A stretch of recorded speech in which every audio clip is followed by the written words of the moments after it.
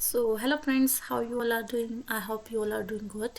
सो एक क्वेरी आप लोगों की आ रही थी कि मैम एक बार डॉक्यूमेंट्स के बारे में बता दीजिए। देखिए, डॉक्यूमेंट्स के बारे में मैं जब इंटरव्यू देने गई थी, मेरे से पहले जो दो भी लड़कियां थी, उनकी एक क्वेरी थी। मतलब उनकी क्या प्रॉब्लम थी, उनका जो डॉक्यूमेंट में जो उनका कास्ट सर्टिफिकेट था वो मई 2022 से पहले का था, वो 2023 के लिए वैलिड नहीं था। तो आपको अपना सर्टिफिकेट जो 2023 के लिए वैलिड है वही चलेगा, अदरवाइज नहीं चलेगा। बाकी जर्नल के लिए स्पेशली कुछ ऐसा डॉक्यूमेंटेशन में प्रॉब्लम नहीं होती है। उनको सिर्फ अपने 10th की 12th की और सेमेस्टर वाइज और एक कंसोलिडेटेड मार्कशीट या फाइनल डिग्री जिसको बोलते हैं वो मिलती है, प्लस आपको एक आधार कार्ड लेके जाना है और इन सब की एक एक कॉपी लेके जानी है। इसके अलावा आपको कोई और डॉक्यूमेंट्स जर्नल को नहीं चाहिए होता है। बाकी कास्ट सर्टिफिकेट वाला वो सबका अपना अलग होता है, तो वो उनको लेके जाना होता है। अगर नहीं होता है तो उन्होंने 3 बजे तक का टाइम दिया था कि आप अपना इस टाइम तक या तो एफिडेविट लेकर आइए या उनको एप्लीकेशन डालकर उनसे लिखवा के लेके आइए, कितने टाइम में आपको मिल जाएगा, तभी वो अलाउ करेंगे। तो अभी मुझे उससे अलाउ किया या नहीं किया उस गर्ल को मुझे नहीं पता है, सिर्फ मेरे सामने जो हुआ था तो मैंने आपको बता दिया था। और मेरा इंटरव्यू बिल्कुल फर्स्ट था, तो मैं बिल्कुल विद इन 1 आवर में मैं फ्री हो गई थी डॉक्यूमेंट से भी, एंड इवन मेरा इंटरव्यू भी फिनिश हो गया था।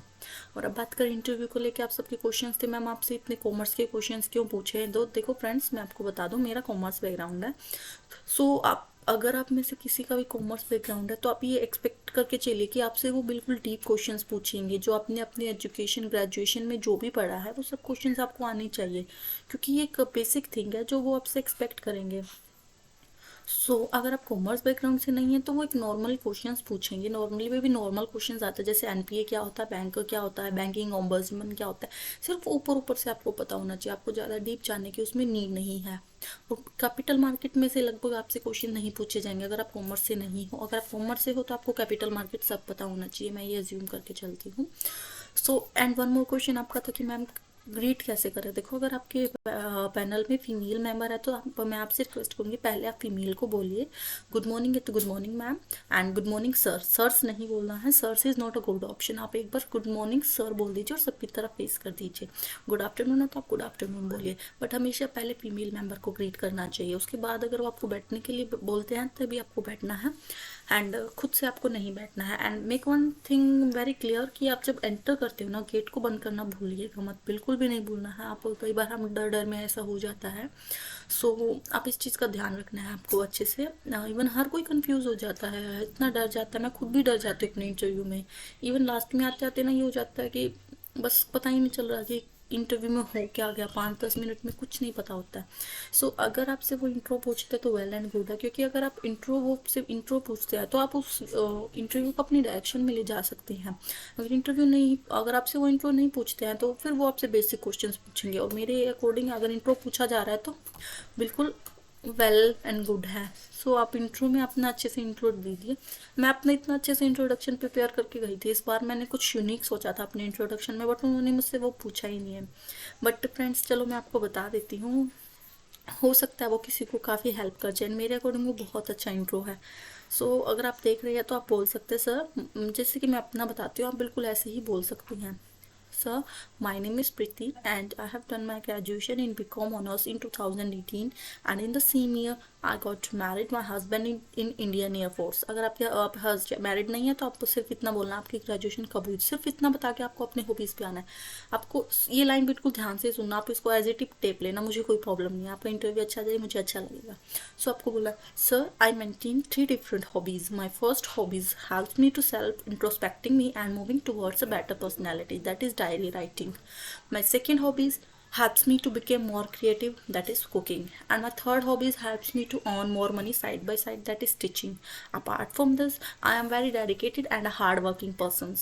आप ये अपने इंट्रो में इंक्लूड करोगे ना तो समझ लेना आपका इंट्रो इतना अच्छा हुआ है। इंटरव्यू ना जैसे आप फिनिश करोगे ना, आपसे डायरी राइटिंग के क्वेश्चंस पूछेंगे। देखो, मैंने ये बहुत रिसर्च करने के बाद, बहुत सर्च करने के बाद मैंने अपनी ये हॉबी में इंक्लूड किया। हालांकि मैं डायरी राइटिंग नहीं करती हूँ, बट वो इंटरव्यू के लिए हम बोल सकते हैं, क्योंकि डायरी राइटिंग नॉर्मल चीज़ है, कोई भी बच्चा उसको कर सकता है।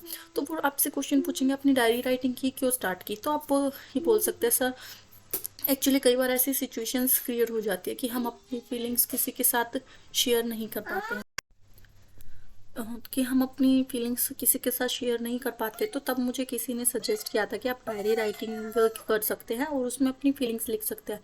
तो आप बोलिए सर स्टार्टिंग में तो मैं नॉर्मल डायरी राइटिंग करती थी, बस जैसे जैसे टाइम पास होता जा रहा है तो सर मैं को डायरी राइटिंग की स्किल्स आ गई है। मैं इसके लिए 3 पेन्स यूज़ करती हूँ, रेड, ग्रीन और ब्लू। ब्लू पेन्स में मैं अपनी नॉर्मल हैबिट्स लिखती हूँ, डेली जो भी मेरा शेड्यूल रहता है। And sir apart from that I use red pen for वो हैबिट्स जो मुझे बाद में पता चलता है कि मेरे अंदर ये बैड हैबिट्स है और I need to improve that, वो मुझे मेरी डायरी राइटिंग से पता चलता है। और जैसे ही वो हैबिट इंप्रूव हो जाती है सर, मैं उसके लिए ग्रीन पेन यूज़ करती हूँ ताकि मुझे पता रहे कि मैंने अपनी ये वाली हैबिट इंप्रूव कर ली है।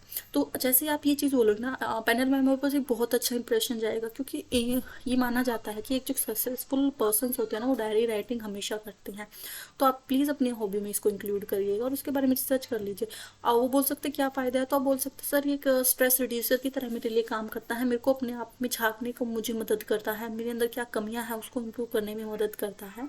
सो अगर सर इम्पॉसिबल, अगर आप इसके बाद ये लाइन बोलना कि इम्पॉसिबल सर मैं अपनी इस डायरी को पब्लिश करना चाहूँगी, क्योंकि सर इसमें बहुत सारी ऐसी चीज़ें हैं, ऐसी सीख है जो मैंने अपनी लाइफ से सीखी और नॉर्मल बंदे उससे को पढ़कर काफ़ी कुछ पता लगा सकते हैं। इवन सर मैं एग्ज़ाम फेज़ में हूँ तो मैंने जो भी एग्ज़ाम से सीखा है उसके लिए भी मैं स्पेशल डायरी मेंटेन कर रखी है कि मैंने एग्ज़ाम से क्या क्या सीखा और मुझे क्या क्या मोटिवेशन मिल सकती है। और जो आने वाली जनरेशन है जो एग्ज़ाम्स के लिए प्रिपेयर कर सकती है वो पहले ही मेरी उस बुक को पढ़कर पता लगा सकते हैं कि नॉर्मली क्या क्या डिस्ट्रैक्शंस आते हैं हमारे स्टडीज़ के टाइम। सो ये बहुत अच्छा इंट्रो है, मैं इतना अच्छा प्रिपेयर करके गई थी बट मुझसे इंट्रो नहीं पूछा गया। सो आप ये इंट्रो देना एंड आई एम श्योर आपको इतने अच्छे मार्क्स मिलेंगे ना इस इंट्रो से। और आपका पूरा मैक्सिमम इंट्रो ना आपकी हॉबीज़ में ही चला जाएगा। आप इसमें अपनी कोई भी हॉबीज़ डाल सकते हैं, बट मैंने जो लाइंस बोली है this helps me to become more creative, so आपको वो भी बोलनी है ना बेटा, तो आपको उसमें वो भी इंक्लूड करनी है। सॉरी मेरा बेबी मेरे पास बैठा हुआ मुझे बहुत परेशान कर रहा है आज। सो आप अपना इस तरीके से दीजिए और जो आपको आता है अच्छे से पढ़ के जाइए, आपको ज़्यादा टेंशन लेने की नीड नहीं है। सो यही था इंटरव्यू के बारे में। आप जो आपका सब्जेक्ट है उसको अच्छे से पढ़ के जाइए और जितना आपने पढ़ा है ना उस पर कॉन्फिडेंस रखिए। ज़्यादा पढ़ोगे तो आप उतना ही कंफ्यूज होगे, लेकिन मैंने जो आपको इंट्रो बताया ना उसको अच्छे से प्रिपेयर करके जाना। अगर आपसे इंट्रो पूछते हैं तो वेल एंड गुड है, तो आपको इस चीज़ का एक बेनिफिट मिलेगा। ओके, बाकी ऐसा कुछ इंटरव्यू में था नहीं, आप सिर्फ कॉन्फिडेंस रखिए, अपने पर विश्वास रखिए, क्योंकि आप जितना आप विश्वास रखोगे ना उतना अच्छा आपका इंटरव्यू जाएगा। और बाकी इंटरव्यू में नॉर्मल क्वेश्चंस आप पूछ रहे थे क्या होता है, देखो नॉर्मल क्वेश्चंस तो अगर आप कॉमर्स से नहीं है तो व्हाट इज़ बैंकिंग, एनपीएस क्या होता है, बैंकिंग ऑम्बुड्समैन क्या होता है, बेसल नॉर्म्स क्या होता है, कैश का क्रेडिट कार्ड क्या होता है, डेबिट कार्ड में क्या डिफरेंस होता है, कैसे कहाँ यूज़ होते हैं, बैंकिंग में क्या क्या फ्रॉड्स होते हैं। नॉर्मली ये सब क्वेश्चंस आप प्रिपेयर करके जाइएगा, इससे आपका हो जाएगा इंटरव्यू।